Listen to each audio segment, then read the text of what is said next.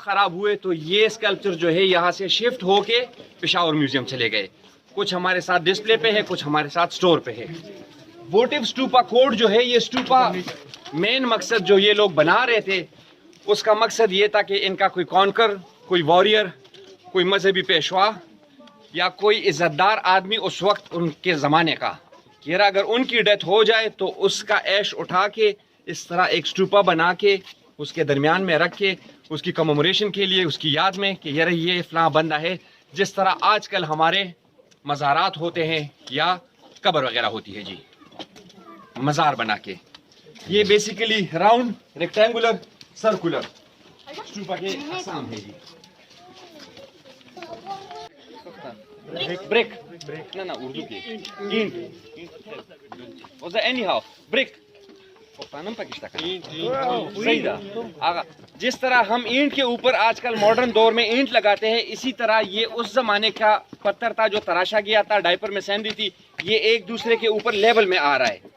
इसको अगर आप नज़दीक से देखें तो इसमें कुछ भी सीमेंट वगैरह नहीं है, इंतहाई कम तादाद में सीमेंट, लाइम और सैंड, ये इसका मिक्सचर था इसके लगाने के लिए। नीचे जो है वो इंटैक्ट ओरिजिनल बिल्डिंग है, यानी मतलब 2200 साल पुरानी। इसका मेन मकसद तख्तबाई का वर्ल्ड हेरिटेज साइट इन्वेस्टमेंट में एक ये भी है कि यार इसकी मशीनरी जो है ये डाइपर है।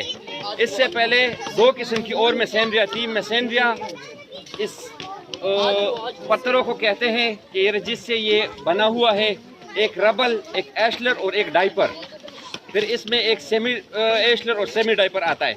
अगर आप ये देख सकते हैं, इसका अच्छा अंदाज़ा आपको ऊपर भी होगा। इस पत्थर, ये डाइपर में सैंडी के इस्तेमाल का एक बड़ा फ़ायदा ये है कि ये अपने बीम और सेकंड स्टोरी, इस तरह आपको इस शीट बॉम्ब चैपल से अंदाज़ा होगा कि ये डबल स्टोरी है। कंजर्वेशन वर्क की बात मैंने जो नीचे की है, आपको इसमें एक लाइन